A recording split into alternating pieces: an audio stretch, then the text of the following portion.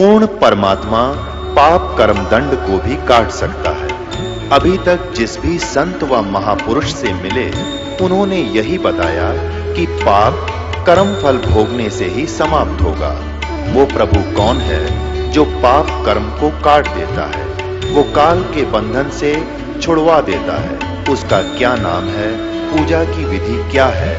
कृपया अवश्य सुनिए जगत गुरु तत्वदर्शी संत रामपाल जी महाराज के अमृत वचन।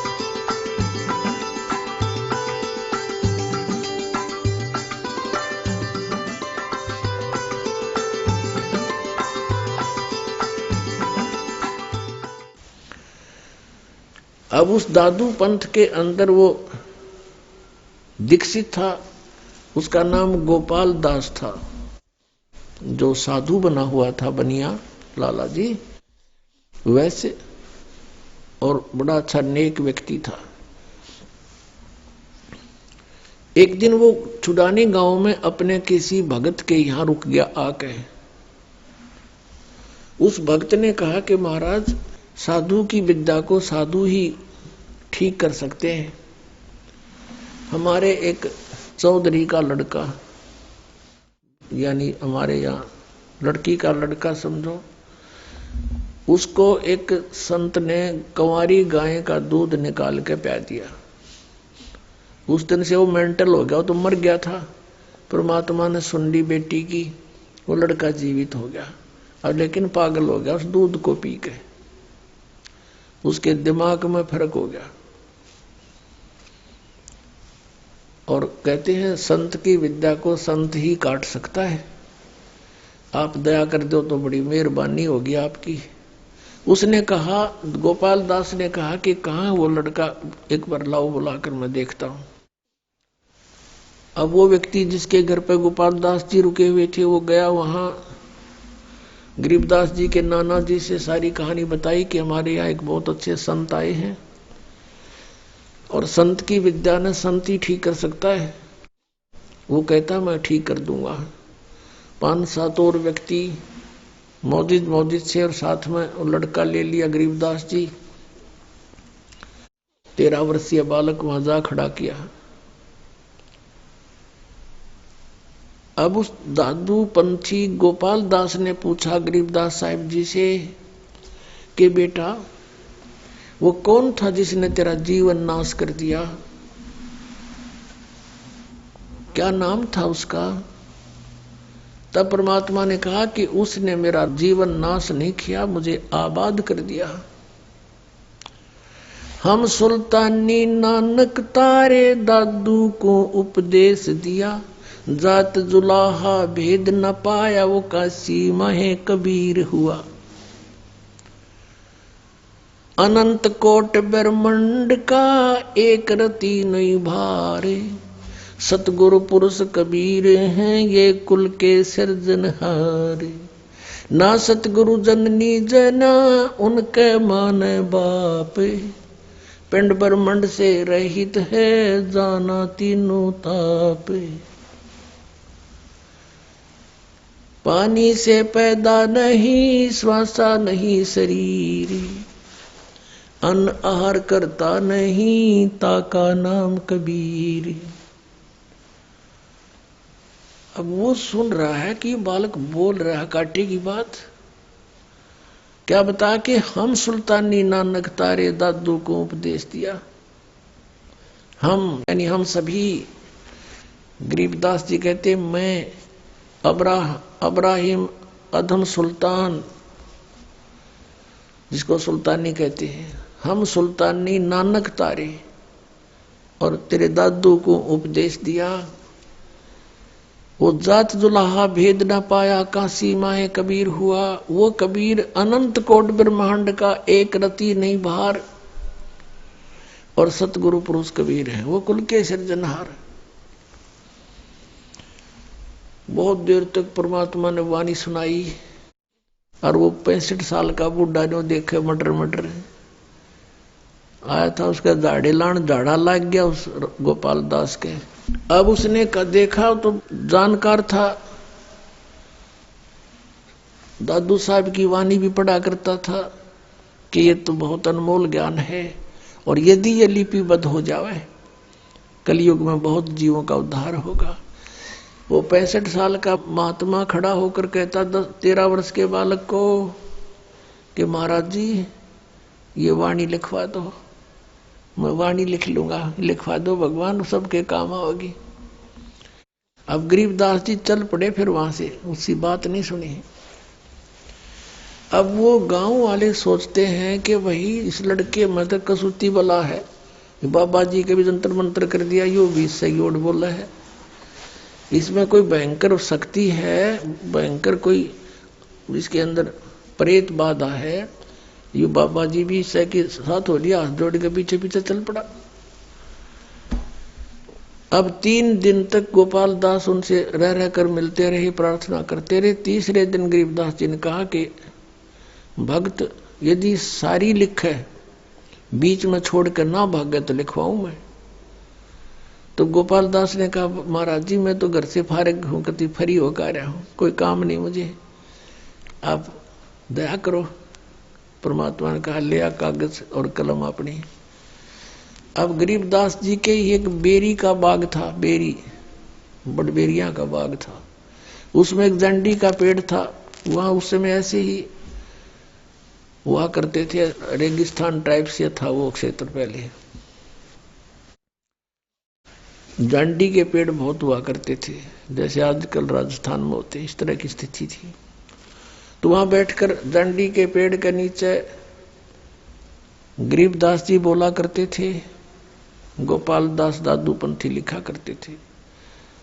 उसमें लिखा कि 6 महीने तक ऐसा वो लिखते रहे, तो तब ये ग्रंथ, ये वाणी लिखी गई। और भी फिर कभी कभी मूड माकर बोलते थे, वो चलते फिरते वो भी लिख लिया करता था, उसके साथ रहने लगा कुछ दिन। तो फिर वही बोला हुआ आंखों देखा हाल ऊपर का जो गरीबदास जी ने परमात्मा के साथ जाकर देखा था, वो आंखों देखा अपनी इस अमृत वाणी में लिखा है। अपने आत्माओं, सत्संग का जो उद्देश्य होता है उसमें परमात्मा के विषय में जानकारी होती है, और परमात्मा को पहचानना कि कौन है परमात्मा और कैसा है भगवान और कैसे मिलता है, वो कहाँ रहता है, ये 4 वस्तु क्लियर होनी चाहिए तो सत्संग है।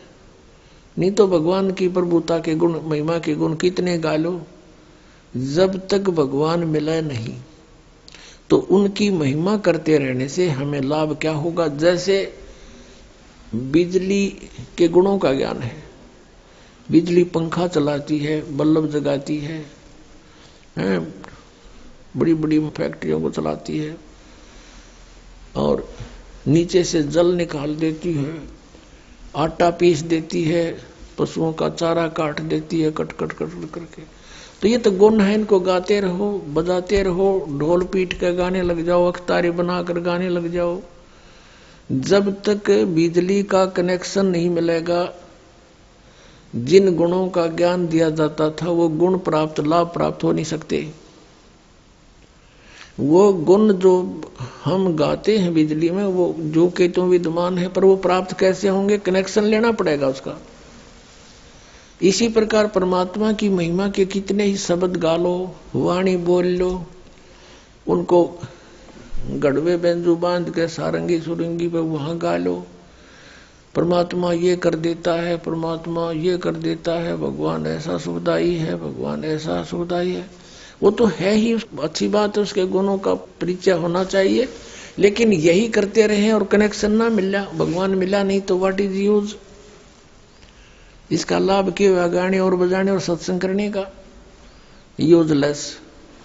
तो सत्संग के अंदर ये कंसेप्ट क्लियर होना चाहिए कि वक्ता के बताना चाहे है और क्या प्रमाण है उसका। अपनी अपनी कह गई इस दुनिया की मां, बिन साहिब की बंदगी कहीं ठोर ठिकाना ना। अपनी अपनी सब डफली पीट रहे हैं और यहां तक सिद्धांत बना दिया कि संत जो कहते हैं वो सारी सच्ची, संत जो कहते हैं वो सच्ची है, लेकिन असंत जो कहते हैं वो सब झूठ होती है।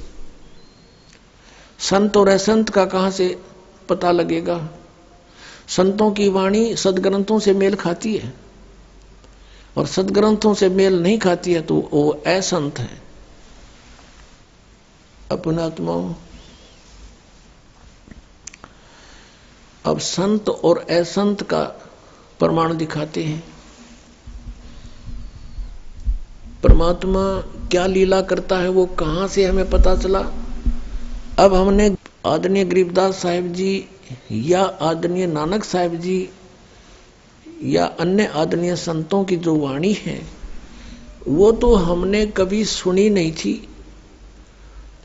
केवल कभी पढ़ते थे, एक आध दोहा, दो चार दोहे हमारी पाठ्यक्रम की पुस्तकों में आती थी, वो औपचारिक से होते थे। और हम अधिकतर विश्वास यही करते थे कि जो गीता जी में ज्ञान है भगवान का, उस जैसा ज्ञान नहीं, और जो वेदों के अंदर लिखा है वही परमात्मा का विधान सही है। लेकिन वेदों को कोई समझ नहीं पा रहा, वो संस्कृत भाषा में। पवित्र हिंदू समाज के अंदर कोई यूं कहने वाला नहीं है व्यक्ति कि वेद गलत है, लेकिन अब काल ने नास्तिक बनाने था, इसलिए एक पंथ खड़ा कराया है राधा स्वामी, और उसी पंथ से निकला है धन धन सतगुरु सच्चा सौदा सिरसा, उसी से निकला है मथुरा के अंदर जय गुरुदेव पंथ, उसी से दिल्ली में सावन कृपाल मिशन, उसी से आगरा से चला है वो शिवदयाल जी से चला था, और वही व्यास के अंदर ये क्या कहते हैं कि हमारे गुरुओं का ज्ञान वेदों और गीता से भी ऊपर का है। हमने वेदों और गीता की आवश्यकता नहीं, इन्होंने ये और बैठाना शुरू कर दिया। अब पहले थोड़ा सा उनके गुरुओं का ज्ञान दिखाते हैं वो वेदों से कितना उत्तम है।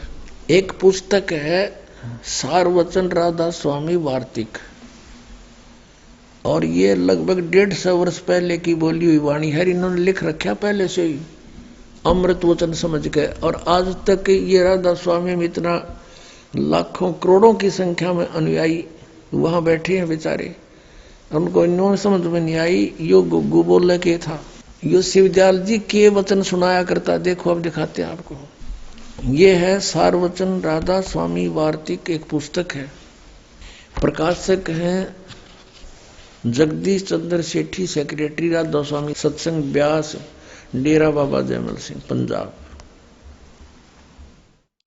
मुद्रक हैं लक्ष्मी ऑफसेट प्रिंटर दिल्ली से। इस भूमिका से बहुत सा कंसेप्ट क्लियर हो जाता है। सारवचन राधा स्वामी वार्तिक, ये पुस्तक में जो वचन है हजूर स्वामी जी महाराज के वचनों का संग्रह है। पहले स्पष्ट हो गया बात कि सारवचन राधा स्वामी वार्तिक पुस्तक में हजूर स्वामी जी महाराज के वचनों का संग्रह है। शिवदयाल जी फाउंडर ऑफ द राधा स्वामी पंथ के विचार हैं ये वचन सत्संगों अन्य चर्चाओं के दौरान सत्संगियों ने नोट किए थे। स्वामी जी महाराज के परम धाम सिधारने के कुछ वर्ष बाद इनका संग्रह करके पुस्तक के रूप में छपवाया गया। सन 1902 में बाबा जयमल सिंह जी महाराज ने सारवचन राधा स्वामी वार्तिक को पहली बार गुरमुखी लिपि में छपवाया। प्रस्तुत पुस्तक उसी प्रथम गुरमुखी संस्करण के अनुसार है और अब इसका हिंदी संस्करण प्रकाशित किया जा रहा है। 1902 को आज 2012 हो गए, 110 वर्ष हो गए इस अड़ंगे न पढ़ते ने और छाती कलाएं बैठे बोली आत्मा एक परम धनी के वचन जान के। अब देखो, अब स्वामी जी महाराज कौन है? स्वामी जी महाराज का शुभ नाम सेठ शिवदयाल सिंह जी था। आपने 25 अगस्त 1818 में आगरा शहर में जन्म लिया। आपके पिताजी का नाम सेठ दिलवाली सिंह जी था तथा माता जी का नाम महामाया जी था। आपके पूर्वज पंजाब के रहने वाले थे तथा घर में गुरु ग्रंथ साहिब का पाठ किया जाता था। आपके माता पिता हाथरस के प्रसिद्ध संत तुलसी साहिब के भक्त थे। स्वामी जी महाराज ने भी तुलसी साहिब की काफी संगति की थी। शिवदयाल जी ने भी उस हाथरस वाले प्रसिद्ध संत तुलसी साहिब की बहुत सी बातें ज्ञान सुना था। स्वामी जी महाराज ने तुलसी साहिब की काफी संगत की थी। बचपन से ही स्वामी जी महाराज का रुझान अध्यात्म की ओर था। आपने एक कमरे में बैठकर 17 वर्ष सुरत शब्द योग का अभ्यास किया। ये 8 योग डड़े डोए, इसका रिजल्ट क्या है? और सन 1861 में बसंत पंचमी के दिन खुले तौर पर आम सत्संग और सुरत शब्द योग का उपदेश शुरू किया। 18 साल तक एक कोठड़ी में बैठकर डड़े डोकर साधना करके और के सत्संग शुरू किया, वो दिखाते हैं आपको। ये वचन बोले फिर उन 18 साल की साधना के बाद। ये है सारवचन वार्तिक। ये वचन दफा 1। अब दफा 1 में हम यहां पर डांगे। ये शिवदयाल जी के अमृत वचन आपको सुना रहे हैं, राधा स्वामी पंथ के प्रवर्तक के। सिर्फ काम इतना है कि इंसान यानी मनुष्य अपनी सूरत यानी रूह को उसके खजाने और निकास यानी मुकाम सतनाम और राधा स्वामी में पहुंचावे आगे लिखा है। अब मुकाम स्थान, मुकाम माने स्थान, यहाँ सतनाम को मुकाम कहा है, राधा स्वामी को भी मुकाम यानी स्थान कहा है। पहुंचावे 14 पृष्ठ पे। अब नीचे देखो तीसरा वचन शिवदयाल जी का। जितने आचार्य और महात्मा और अवतार और पैगंबर हर एक मजहब में हुए, वे सब अपने अभ्यास के जोर से अंतर में तरफ मुकाम स्थान असली के चले और सिर्फ संत मंजिल 5वीं मंजिल माने 5वीं मंजिल यानी सतनाम पर। अब मंजिल का अर्थ क्या हो गया? ये देखो इन्हीं के शब्दों में, मंजिल माने स्थान। अब यहाँ संत सिर्फ मंजिल 5वीं मंजिल यानी 5वें स्थान सतनाम पर, और कोई बिरले संत मंजिल 8वीं यानी राधा स्वामी पद तक पहुंचे। यहाँ दोनों सतनाम और राधा स्वामी स्थान सिद्ध हो गए, स्थान मंजिल। अब यहाँ 15 पर देखना, वचन नंबर 4 में तक कमाल कर दिया, रिकॉर्ड तोड़ दिया। सारवचन वार्तिक भाग 1 है ये। अब चौथे वचन देखिए उनका। अब समझना चाहिए राधा स्वामी पद सबसे ऊंचा मुकाम है, स्थान है, और यही नाम कुल मालिक और सच्चे साहिब और सच्चे खुदा का है। इस मुकाम से यानी राधा स्वामी स्थान से, इस मुकाम से 2 स्थान नीचे सतनाम का मुकाम है। और इनके देखियो रे, और तेरा गजब भैया, वहां सतनाम को स्थान सिद्ध किया इन्होंने। तो कहते हैं स्थान का स्थान है, मुकाम माने स्थान, स्थान का स्थान है। बालक भी ना बोल रहा, ये वचन जिनके परम धनी बोल रहा है। और मुकाम है कि जिसको इस सतनाम को आगे डिफाइन किया है, परिभाषित किया है संतों ने। आगे परिभाषित करता हुआ कहता है कि संतों ने अपनी अज्ञानता को और संतों के साथ मिला रहा है। किसी संत ने ऐसा नहीं लिखा जैसा इसने बोला है। सतनाम का मुकाम, और जिसको इस सतनाम को आगे डिफाइन किया, परिभाषित किया कि संतों ने सतलोक को, इस सतनाम को सतलोक, सचखंड और सार शब्द, सतशब्द और सतनाम और सतपुरुष करके बयान किया है। पुण्यात्माओं, जब तक हमें ज्ञान नहीं था तो हमें ये नकली संत इसे दिखाई दिया करते जैसे परमात्मा से मिल चुके होंगे। जिस व्यक्ति ने ये नहीं मालूम ये सतनाम है क्या, कहीं तो इसको कहते सतपुरुष भी सतनाम, सार नाम भी सतनाम, सार शब्द भी सतनाम, और सतलोक भी सतनाम, सतपुरुष भी सतनाम, और सतनाम भी सतनाम, और सतनाम सथान। बताओ इन कहां से रोए। आगरा से श्री शिवदयाल जी जो राधा स्वामी पंथ के प्रवर्तक हैं, उनके सीधे से माने जाते हैं श्री जयमल सिंह जी, जिन्होंने ब्यास में डेरा स्थापित किया। और जयमल सिंह जी के सीधे से श्री सावन सिंह जी, और श्री सावन सिंह जी के शिष्य कौन कौन, श्री बलोचिस्तानी शाह मस्ताना, श्री खेमामल जी, जिन्होंने सच्चा सौदा सिरसा का डेरा स्थापित किया। यानी सच्चा सौदा सिरसा और जगमाल वाली, ब्यास डेरा, आगरा वाला, और आगरा से ही निकला है जय गुरुदेव पंथ मथुरा वाला, आगरा से निकला है भिवानी में दनोद वाला, ताराचंद वाला। ये सभी श्री शिवदयाल जी के विचारों का ही एक प्रवाह है, यही विचार सबके अंदर विद्यमान है। अब श्री सावन सिंह जी में क्या ज्ञान था? श्री सावन सिंह जी का शिष्य था बलोचिस्तानी शाह मस्ताना, तो वो ज्ञान उनके पास भी वही है। और सावन सिंह जी के शिष्य थे कृपाल सिंह जी, जिन्होंने दिल्ली में छतरपुर में एक न्यारा अलग से अपनी मनमुखी वहां साथ कर दिया डेरा चालू। और उस कृपाल सिंह का ही एक शिष्य ठाकुर सिंह जी अपने आप मनमुखी लग गया, अलग से करोड़ों लाखों जीवन वो बर्बाद कर गया। काल ने ये सारे दूत भेज दिए कि बट्ठा बैठा दे पुण्यात्माओं का, ये भक्ति के योग रहे नहीं और की सुने नहीं, इनको परम धनी मान के इनके चिपक रहे हैं। अब पता चलेगा किसी परम धनी थे, फिर आप बुद्धिमान समाज है, आंखों देखेगा प्रमाणों को, आप भाग होगा वहां से छोड़कर। कबीर साहब कहते हैं जब ज्ञान हो जा और पता लग जा हम कहाँ जा रहे हैं, ऐसे जीवन व्यर्थ कर रहे हैं गंदे लोग के अंदर, और गलत साधना कर रहे हैं गलत गुरुओं के पास बैठकर, उसमें इस प्रकार फड़क का भाग लेना चाहिए, वहां से उतर जाना चाहिए। उस जैसे क्या बताते हैं कबीर, डूबे थे पर उबरे, गुरु के ज्ञान चमक, और बेड़ा देखा जर्जरा, उतर चले फड़क।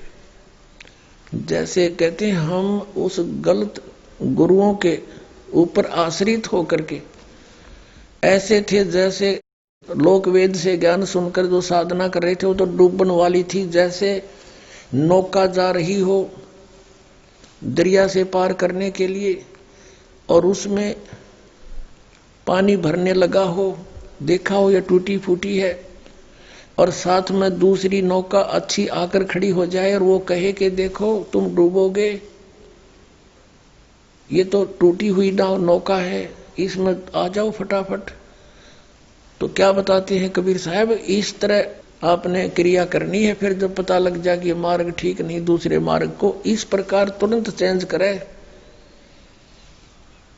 डूबे थे पर उबरे, गुरु के ज्ञान चमक, चमक माने नो एकदम बहुत चौकस होना कि कैसे कह दिया हम डूबेंगे।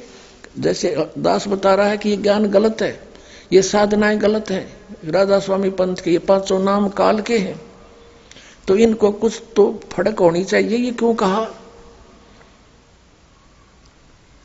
तो क्या बताते हैं, डूबे थे पर उबरे, गुरु के ज्ञान चमक, और बेड़ा देखा जर्जरा। पहले बेड़ा होता था, नौका नहीं होती थी, एक बेड़ा बनाते थे लकड़ के, पतले पतले हल्के लकड़ों का फूस फास उस पर रख के ऊपर का, और उस पर बैठकर दरिया पार करते थे, उसको बेड़ा कहा करते थे।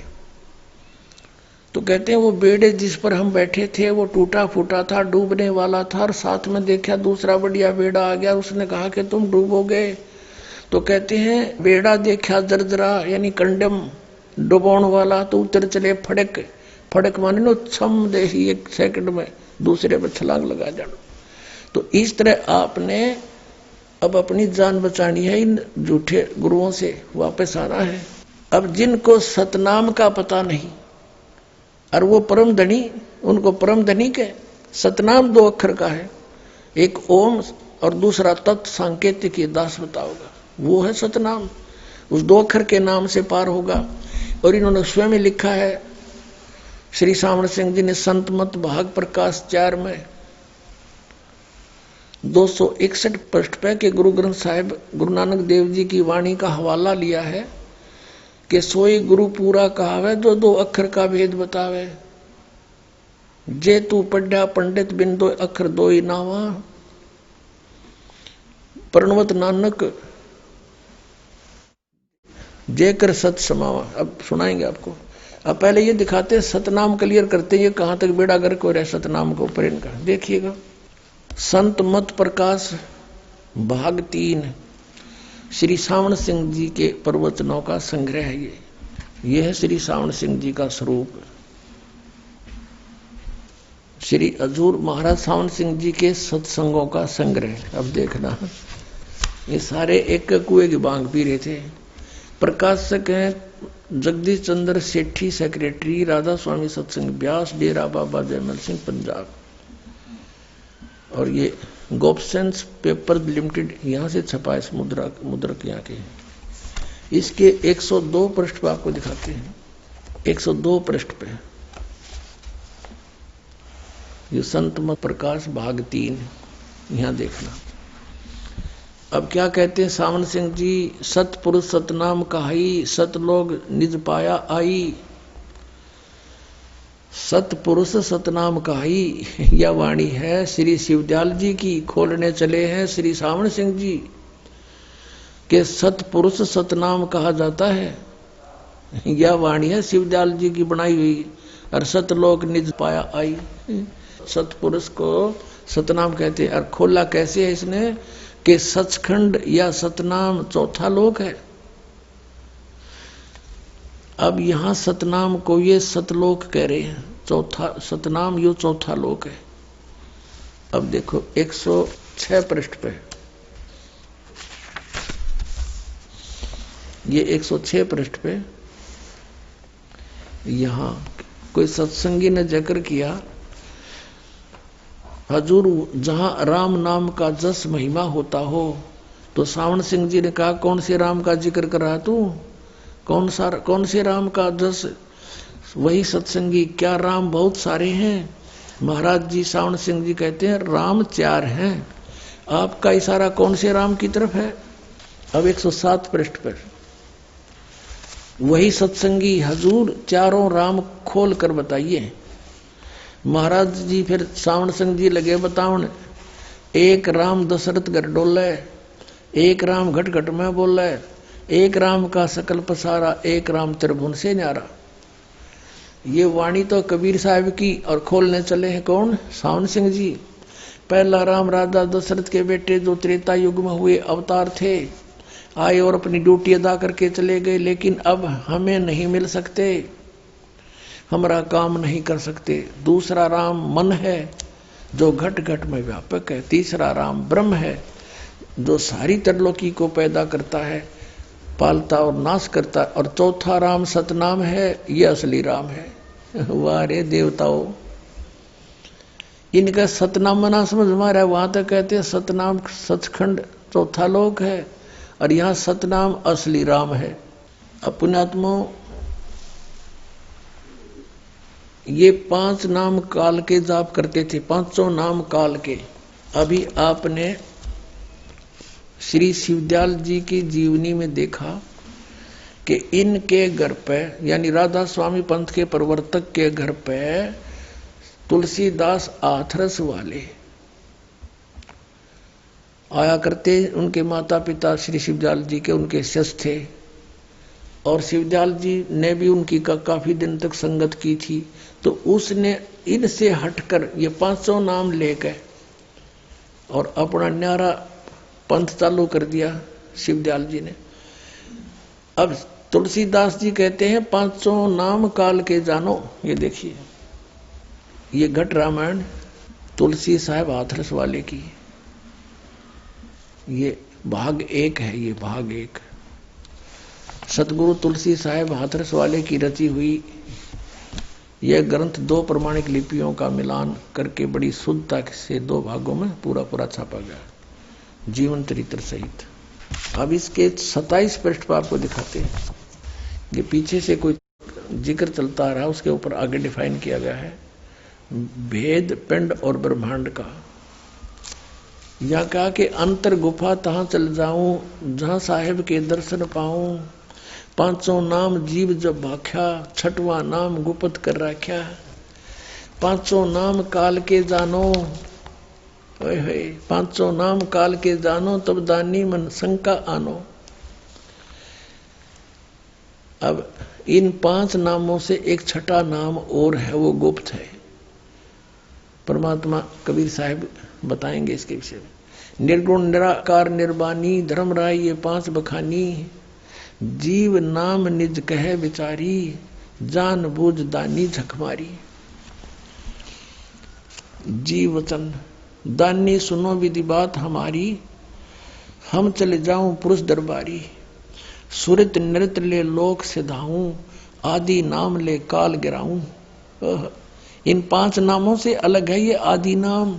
और सत नाम ले जीव उबारी, अस चल जाऊं पुरुष दरबारी, पुरुष माने सतपुरुष के दरबार में ऐसे जाऊंगा, सतनाम ले जीव उबारी।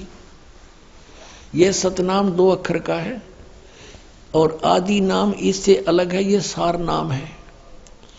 इस सतनाम के 2 अक्षर का और ये 1 अक्षर का, ये तीनों मिलकर 3 होते ओम तत्, तो ये सतनाम है।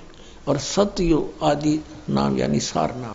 अब तुलसी साहेब हाथरस वाले तो कहते हैं 5 नाम काल के हैं, इनसे अलग है मोक्ष का मंत्र है सतनाम, वो 2 अक्षर का है। और आदि नाम भी तीसरा है, वो सार नाम है। इनसे 3 नामों से मोक्ष होगा और वो इनके पास है नहीं। राधा स्वामी वालों के पास, जय गुरुदेव वालों के पास, मथुरा वालों के पास और धन धन सतगुरु वालों के पास। धन धन सतगुरु सच्चा सौदा सिरसा वालों ने थोड़ी चतुरता दिखा दी। उन्होंने किसी ने टोक दिया कि तुम 5 नाम काल के जाप कर रहे हो, उन्होंने तुरंत बदल लिए नाम के नाम बना लिए सतपुरुष अकाल मूर्त सबद स्वरूपी राम। बता ये फूटे बाग हमारे ऐसे मिल गए तारण हारे। अब सतपुरुष कहो, सत अकाल मूर्त कहो, शब्द स्वरूपी राम कहो, ये एक ही उस परमेश्वर की महिमात्मक शब्द है। सतपुरुष जो सत कभी समाप्त नहीं होता, अविनाशी प्रभु। अकाल मूर्त जिस साकार परमात्मा की कभी कभी नाश ना हो, कभी उसका काल नहीं आवे, अकाल मूर्त यानी अविनाशी परमात्मा। शब्द स्वरूपी राम परमात्मा शब्द रूप में है, यानी वो शब्द अविनाशी है, कभी नाश नहीं होता, तो इसका शब्द स्वरूपी राम का भी अविनाशी राम। यानी जैसे जल पानी नीर कहता रहे, जल कह लो चाहे पानी कह लो चाहे नीर, एक का शब्द बतेरा। लेकिन इसका रट्टा लगाते रहने से जल पानी नीर प्राप्त नहीं हो सकता, उसका प्रोसेस अलग है, उसके पाने का प्रोसीजर अलग है। हैंड पंप के लिए बोकी मारनी पड़ती है, लगाने के लिए जमीन खोदनी पड़ती है पाइप से, और धीरे धीरे खोदते रहते हैं, मिट्टी बाहर डालते रहते हैं। ये है सतनाम का काम, 2 अक्षर के का। श्वासु श्वास से जपना इसको, और फिर ऊपर हैंड पंप लगाया जाएगा, वो सार नाम है। और तब वो शब्द स्वरूपी राम यानी जल प्राप्त होगा। जल पानी नीर कहने से नहीं मिलेगा। अकाल पूर्ण शब्द स्वरूपी राम सतपुरुष कहने से वो सतलोक नहीं मिल सकता, परमात्मा सतपुरुष प्राप्ति नहीं हो सकती। ये है वो साधन, 2 अक्षर का नाम। नानक साहिब जी ने यही जाप किया, आदरणीय नानक साहिब जी ने यही जाप किया, आदरणीय गरीबदास साहिब जी ने यही जाप किया, 2 अक्षर का नाम सतनाम। और सभी संतों ने इसी के जाप का अपनी वाणी में प्रमाण दिया है। अब देखो सचखंड की एक सड़क दिखाता हूं आपको, ये सिद्ध करने के लिए कि एक कुएं का पानी है इन सबके पास। ये सचखंड की सड़क, पहला भाग दासन दास हजूर महाराज सतनाम सिंह जी, डेरा सच्चा सौदा सिरसा हरियाणा। प्रकाशक है इंद्रसेन प्रबंधक, डेरा सच्चा सौदा सिरसा हरियाणा भारत। मुद्रक है इंद्रसेन प्रबंधक, परमार्थ उपदेश प्रिंटिंग प्रेस, डेरा सच्चा सौदा, सतनाम सिंह जी मार्ग सिरसा हरियाणा। इसके 226 पृष्ठ पर देखना, एक कुएं का पानी साफ दिखाई देगा। सचखंड की सड़क है, नाम तो ऐसा है जैसे आदमी कटका मर जाए इसका ऊपर। अकेले भाई बस इसका ऊपर चढ़ ढार गया सीधा। ये देखिए 226 पृष्ठ। यहाँ पर ये है वो इनके परम धनी की वाणी। अलख नामी आया रे देश छोड़ के, रे छोड़ के मैं आया रे तेरे लिए प्यारे देश छोड़ के। और यहाँ इसका अनुवाद किया है सतनाम सिंह जी ने, श्री बलोचिस्तानी सामस्ताना के शिष्य सतनाम सिंह जी ने। त्रिलोकी यानी त्रिलोकी कौन बता? स्थूल सूक्ष्म और कारण, यह इनकी त्रिलोकी है। अरे थरा गजब, कुछ तो शर्माना चाहिए। ऐसा सीधा लोक लिखा है इसमें, इतनी तो विचार करना चाहिए। तो ये बात चल रही है लोक की, बताओ ये स्थूल एक शरीर के बारे में। त्रिलोकी स्थूल सूक्ष्म और कारण तक की सारी रचना काल ने की है। संतों का देश सचखंड या सतलोक है। अब देखो इब सतलोक ने अगर डिफाइन करेंगे ये सतलोक ने, और वही सतपुरुष या आदि पुरुष का स्थान है। वह अजर अमर अविनाशी और सदा एक रस है। सतलोक के ऊपर ये बता रहे, सतलोक की डिफाइन कर रहे हैं आगे। वहां चैतन्यता ही चैतन्यता है, प्रकाश ही प्रकाश है। नीचे पिंड तक की कुल रचना का आदि और अंत वही है। और उसी को किसको? इस सचखंड को, सतलोक को सतनाम, सत शब्द और सार शब्द कह के कहा जाता है। इन थोड़ी सी चतुराई कर दी ना, यहां फिर पकड़े गए। सतनाम भी सतलोक को, और सत शब्द भी सतलोक को, और सार शब्द भी सतलोक को। और फिर यहां लिखा है 227 पृष्ठ पे, जब हम दो से मालिक के अंदर समाकर एक रूप हो गए थे तो हमारा चित्त इस जल तेज बल भट्ट से मैं आने को नहीं मानता था। अब यहाँ कहते हैं उसमें जाकर हम समा गए, दो थे और फिर उसमें जाकर हम एक हो गए। वही ज्यों की तो छुरी समझ लेना इन सब की। अपने आत्माओं, जो दास ने आपको कथा सुनाई कि परमात्मा पूर्ण ब्रह्म सतपुरुष सतलोक से चलकर आए और आदरणीय गरीबदास साहिब जी को गांव छुड़ानी जिला झज्जर में मिले, उनको ऊपर लेकर गए, सचखंड में सब कुछ दिखाया। तो अपने उस दृढ़ भगत ने आकर के फिर उनकी आंखों देखी वाणी को ढोल के डंके पर कह कह के सुनाया। और जो आज वाणी वो हमारे साथ है, हमारे पास उपलब्ध है। तो ऐसी लीला परमात्मा किया करता है। ये कहाँ प्रमाण है? हमारे वेदों में प्रमाण है। और ये सचखंड के मालिक बने बैठे राधा स्वामी पंथ, धन धन सतगुरु पंथ, जय गुरुदेव पंथ, मथुराला, इनको कह का नहीं पता भक्ति मार्ग का। और बात बनाने क्यों, साढ़े गुरुओं का ज्ञान तो वेदों से भी ऊपर का है। अब दिखा दिया इनका ज्ञान। अब दिखाता हूं ऋग्वेद मंडल नंबर 9। ओए होए, परमात्मा पुण्यात्माओं ऐसे पहचाना जाता है हमारे सदग्रंथों में। जैसे परमेश्वर कबीर जी कहते हैं, धर्मदास जी से कहा था कि वेद मेरा भेद है, मैं ना वेदन के माही, और जौन वेद से मैं मिलूं ये वेद जानते नाही। मेरी महिमा का गुणगान चारों वेद करते हैं, लेकिन उन वेदों में मुझे पाने का तरीका नहीं है। महिमा सारी मेरी ही कही जा रही है।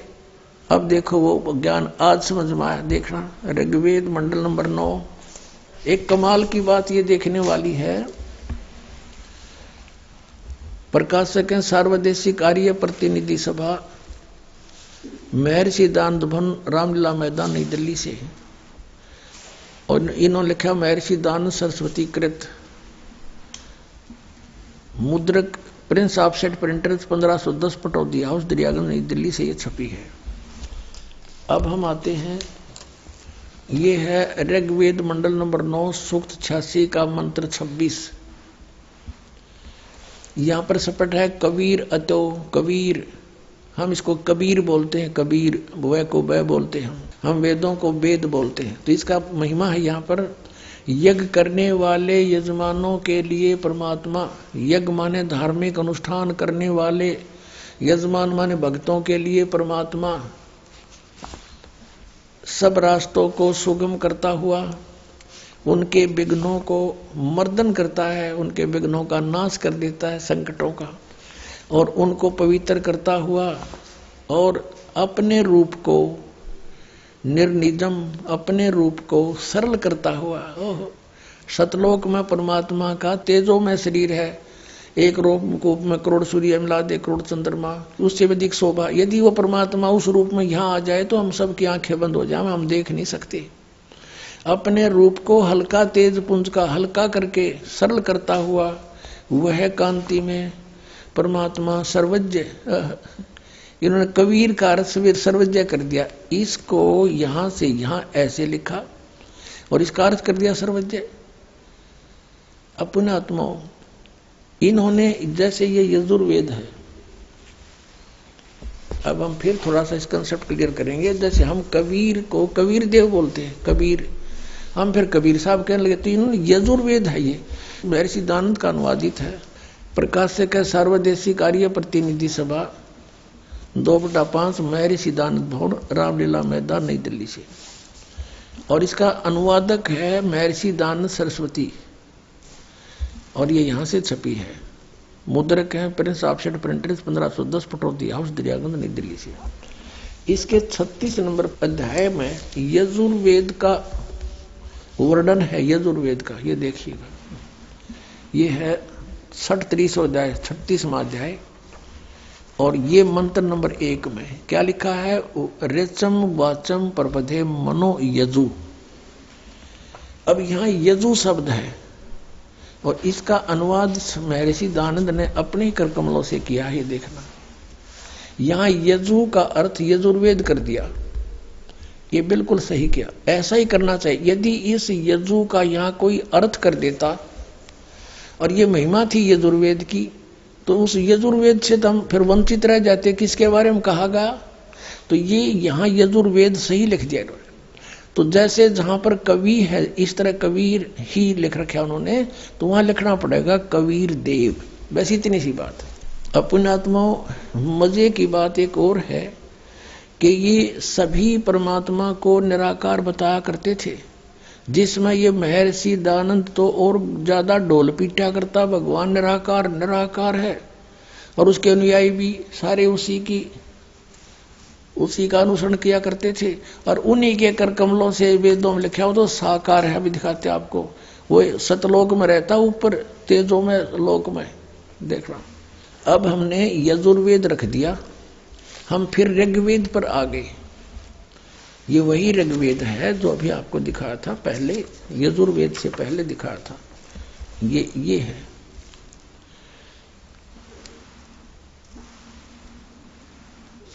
अब हम इसके ऋग्वेद मंडल नंबर 9 सूक्त 86 का मंत्र 26 पढ़ रहे हैं।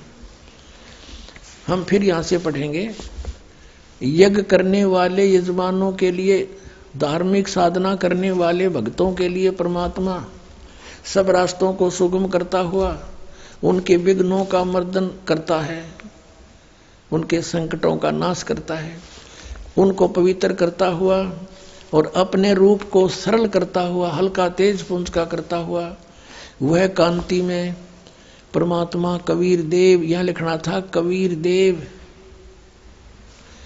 वो हम उसको कबीर देव माने परमात्मा, कबीर साहब कहने लगे, कबीर, हम कबीर बोलने लगे, वह को वह बोलते हम। वो कबीर देव विद्युत के समान, यानी बहुत तेजी से, अत्यंत तीव्र गति से पहुंचूंगा क्षण एक में जन अपने के हेत, विद्युत के समान क्रीड़ा करता हुआ वर्णीय पुरुष को प्राप्त होता है। यह वर्णीय माने श्रेष्ठ पुरुष को। अब 27 में देखना, कमाल कर दिया, क्या लिखा कि जो परमात्मा ध्रुवलोक के तीसरे पृष्ठ पर विराजमान है, वहां रहता है सतलोक में, वहां बैठा है भगवान।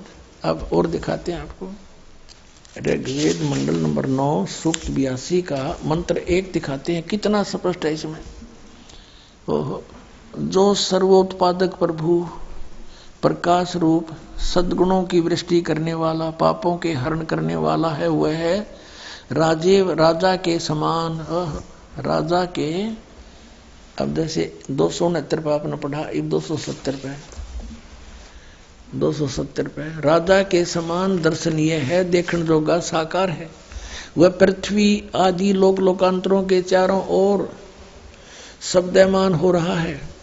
वह वर्णीय पुरुष को, श्रेष्ठ पुरुष को जो दृढ़ भक्त है उसको पवित्र करता हुआ प्राप्त होता है, उनको मिलता है। जिस प्रकार विद्युत स्नेह वाले स्थानों को आधार बनाकर प्राप्त होता है। अब जैसे बिजली गिरती है कांसी धातु पर अमूमन गिरा करती है, तो ऐसे कहते हैं वो उन्हीं जिन पर उनका अट्रैक्शन होता है बिजली के गिरने का, इसी प्रकार परमात्मा ऐसी प्यारी आत्माओं को मिलता है जिनके प्रति उस परमात्मा का आकर्षण होता है। यहाँ लिखा है कि वो वर्णीय पुरुष को जो दृढ़ भक्त होता है उसको पवित्र करता हुआ प्राप्त होता है। कैसे? जैसे विद्युत आकाशीय बिजली स्नेह वाले स्थानों को आधार बनाकर प्राप्त होता है, किसी धातु पर आकर ही गिरती है, ऐसे मिलता। फिर ऋग्वेद मंडल नंबर 9 सूक्त 82 के मंत्र 2 में स्पष्ट किया, हे परमात्मन, वो किस लिए आते हैं? हे परमात्मन, उपदेश करने की इच्छा से आप, यानी ज्ञान प्रचार की इच्छा से आप महापुरुषों को प्राप्त होते हो, और आप अत्यंत गतिशील पदार्थ के समान हमारे आध्यात्मिक यज्ञ को प्राप्त होते हैं। आप कबीर देव हैं। यहां लिखना था कबीर देव हैं। यदि यजु का अर्थ कर देते, यहाँ पर कोई यजु लिखा होता तो कैसे समझे? यजुर्वेद की महिमा है यहाँ पर। ये कबीर देव हैं, शुद्ध स्वरूप हैं, हमारे पापों को दूर करके हे अमर परमात्मा आप हमको सुख दें। अपने आत्मा who is God? Kabir is God. वेद बतावें, आंखों देखा संत बतावें, बता फिर पहचान में कौन सी कसर रहेगी? कैसा है भगवान? साकार है, निराकार है। अब जैसे नानक साहिब जी ने आंखों देखा परमात्मा को कहा था, फाई सूरत मुलुकी वेश एठ ग्वाड़ा ठगी देश खराज सियाणा बहुते भारी, ये दानक रूप रहा करता। फिर नानक साहब जी से पूछा करते थे तो वो हिंट दिया करते थे, कहते हैं नीच जात परदेसी मेरा, छिन आवे छिन जावे वे, अर्जा की संगत नानक रहंदा, कैसे मोढ़ा पावे।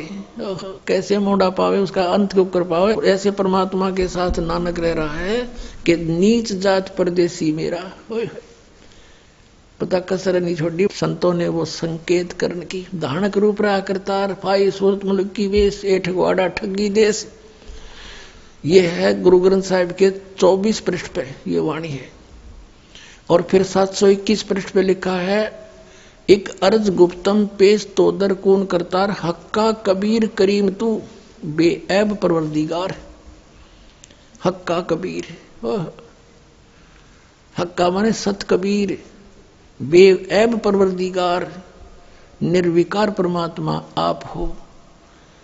तो पुणात्मा अब परमात्मा को पहचानने के में बहुत आसानी होगी हमें, क्योंकि हम शिक्षित हो गए, सब ग्रंथों को हम समझ सकते हैं। और इस दास के ऊपर रजा कर दी परमात्मा ने, ये तत्व ज्ञान दे दिया जिससे सब सदग्रंथ आसानी से इनका हल हो जाता है और हम परमात्मा पहचानेंगे। बोलो सतगुरुदेव।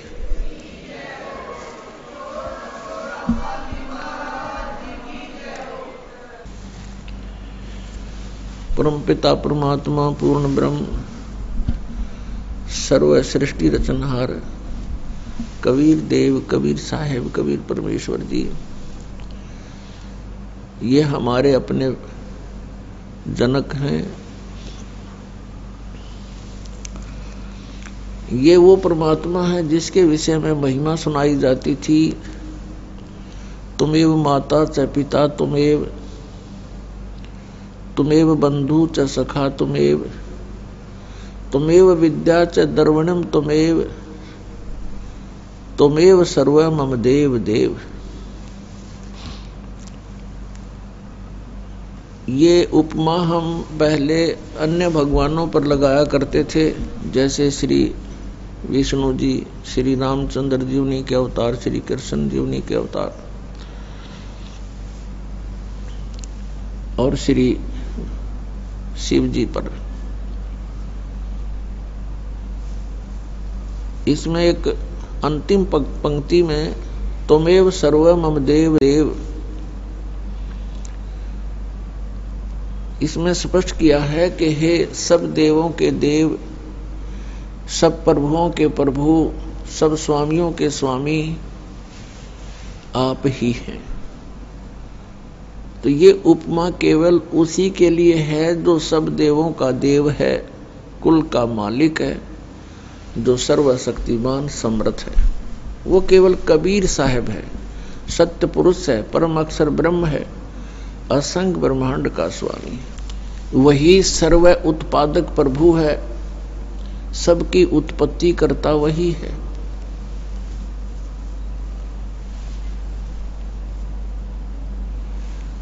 वो हमारा हमदर्द है। हम यहाँ काल के लोक में फंसे हुए हैं। पुण्यात्माओं, जिसमें आपको आध्यात्मिक ये तत्व ज्ञान पूर्ण रूप से समझ में आवेगा, उस समय आप महसूस करोगे कि सचमुच हम गलत स्थान पर रह रहे हैं, क्योंकि हम विवेकहीन बना दिए इस काल भगवान ने, गलत ज्ञान प्रचार करवा के, गलत साधना करवा के। हम परमात्मा के लिए ट्राई करते थे, कोशिश करते थे, प्रभु हमें सुख देगा। परमात्मा की उपासना हम इसलिए किया करते थे कि हमारे जीवन में आने वाले प्रारब्ध कर्मों के कारण जो आपदाएं वो टल जावें, ना आवें। और जिनको हम प्रभु मानते थे और जो साधना हम संकट निवारण की और मोक्ष प्राप्ति की किया करते थे, वो शास्त्र विधि त्याग का मनमाना आचरण था, जिस कारण से हम परमात्मा का लाभ प्राप्त नहीं कर सके। और फिर भी हम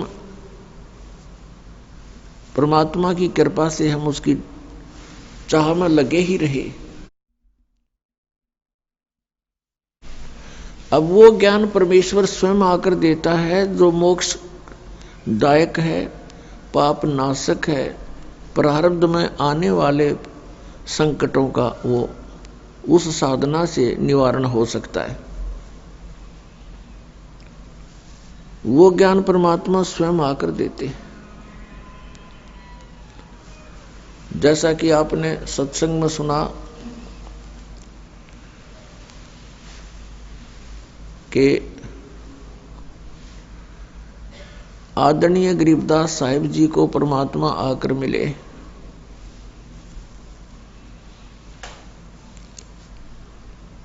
और ये विधान है परमात्मा का, वो ऐसी लीला किया करता है। अब ये जो सत्संग 5-7 दिवसीय सत्संग समारोह चल रहा है, ये उसी शुभ दिन के उपलक्ष्य में है कि जिस दिन परमात्मा अपने विधान अनुसार आदरणीय गरीबदास साहिब जी को आकर मिले, प्राप्त हुए गांव छुडानी, जिला झज्जर, हरियाणा में। और उस प्यारी आत्मा को सतलोक लेकर गए अपने निज स्थान पर, सर्व ब्रह्मांडों से परिचित कराया, सब भगवानों की सतीथि से रूबरू कराया, और फिर उस आत्मा को वापस शरीर में छोड़ दिया। उधर से कुल के लोगों ने आदरणीय गरीबदास साहिब जी के शरीर का अंतिम संस्कार करने का सारा जुगाड़ कर लिया था। चिता पर रख दिए थे, अग्नि लगाने ही वाले थे, तभी परमात्मा ने आत्मा वापस भेज दी। और आदरणीय गरीबदास साहिब 10 वर्षीय बालक जीवित हो गए। उसके बाद परमात्मा से प्राप्त उस अनमोल ज्ञान को बोलना शुरू किया। एक गोपाल दास नाम के दादूपंथी संत थे, उन्होंने उस वाणी को लिपिबद्ध किया जो आज हमारे पास उपलब्ध है। पुण्यात्माओं, गरीबदास साहिब जी ने कहा है, हम देखा सो साच है और सकल प्रपंच, हमने जो देखा है भगवान को और सब स्थिति से परिचित हुए हैं, ब्रह्मांडों को देखा है, वो सत्य है। बाकी आप जो सुनते रहे हो वो सब अज्ञान था। पुण्यात्माओं, ये जो 7 दिवसीय सत्संग समारोह चल रहा है, ये उस शुभ दिन के उपलक्ष्य में है कि उस दिन फाल्गुन सुदी द्वादशी, फागण उतरते की द्वास अपनी देसी भाषा में,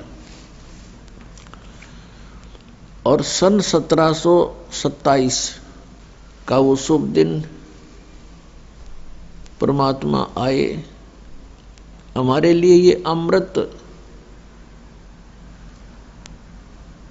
अमृत ज्ञान, ये तत्व ज्ञान आदरणीय गरीबदास साहिब जी के अंतःकरण में फीड करके उसको वापस छोड़ दिया, और वो ज्ञान आज हमें उपलब्ध है, जिसके आधार से हम सब सदग्रंथों को आसानी से पहचान रहे हैं, परमात्मा को पहचान रहे हैं। अब वो अमृतवाणी है, जैसे गीता जी अध्याय नंबर 4 के श्लोक नंबर 32 में कहा कि अर्जुन, आध्यात्मिक अनुष्ठानों की, धार्मिक अनुष्ठानों की अर्थात यज्ञों की जानकारी विस्तार के साथ ब्रह्मण मुखे यानी सच्चिदानंद घन ब्रह्म की वाणी में विस्तार के साथ कहे गए हैं, और उस ज्ञान वह तत्व ज्ञान है, और उसको जानने के बाद फिर कर्म बंधन से तू सर्वथा मुक्त हो जाएगा। चौथे अध्याय के 34वें श्लोक में गीता जी में कहा कि अर्जुन, उस तत्व ज्ञान को तू तत्वदर्शी संतों के पास जाकर समझ। उनको दंडवत प्रणाम करने से, कपट छोड़कर प्रसन्न करने से वो तत्वदर्शी संत तुझे उस तत्व ज्ञान का उपदेश करेंगे। अब क्या बताते हैं गरीबदास साहिब जी ने परमात्मा से प्राप्त ज्ञान को किस प्रकार बोला है। न्योल नाद सुभान गति, लड़े भुवंग हमेशे, जड़ी जान जगदीश है, विष नहीं व्यापै शेष। गरीब हंस गवन करते नहीं, मान सरोवर छाड़े, कौवा उड़ उड़ जात है, ये खाते मांसाहार। हंस दशा तो साध है, सरोवर है सत्संग, मुक्ता हलबाणी चुगे, चढ़त नवेला रंग। दर्श परस नहीं अंतरा, रोमी वस्त्र बीच, पारस लोहा एक डग, ये पलटे नहीं अबीच। चार मुक्ति बैकुंठ बट, सप्तपुरी सैलान, आगे धाम कबीर का, हंस न पावे जान। गरीब मौन रहे मन नालय है, मौन रहे मग नालय है, ये मार्ग बंकी बाट। सोन शिखर गढ़ सोरंग है, कर सतगुरु से साट। पल से ती पल ना मिले, भो लगे नहीं भो, बिच तकिया महबूब का, परमेश्वर की सो। काशी काया मन मग हर दोहों के मध्य कबीर, काशी तज मग हर गया, पाया नहीं शरीर।